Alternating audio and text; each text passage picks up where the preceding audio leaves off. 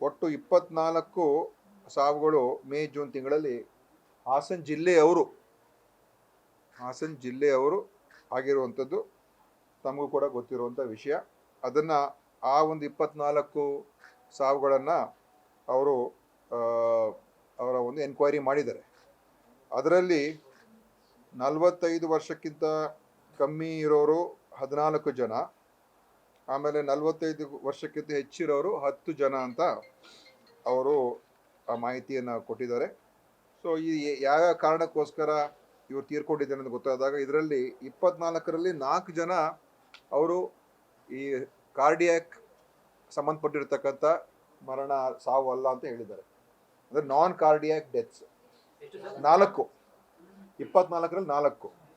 ಒಬ್ಬರು ಅವ್ರಿಗೆ chronic kidney disease ಇತ್ತು, ಇನ್ನೊಬ್ಬರು ರಸ್ತೆ ಅಪಘಾತ, ಇನ್ನೊಬ್ಬರಿಗೆ ಅಕ್ಯೂಟ್ ಗ್ಯಾಸ್ಟ್ರೋ ಎಂಟ್ರೈಟಿಸ್, ಆಮೇಲೆ ಇನ್ನೊಬ್ಬರಿಗೆ ಸಸ್ಪೆಕ್ಟೆಡ್ ಎಲೆಕ್ಟ್ರಿಕ್ಯೂಷನ್. ಇದು 24 ಅದು ಪ್ರತ್ಯೇಕ ಆಗ್ತದೆ. ಇನ್ನು ಉಳಿದಿರುವಂಥ 20 ಅದರಲ್ಲಿ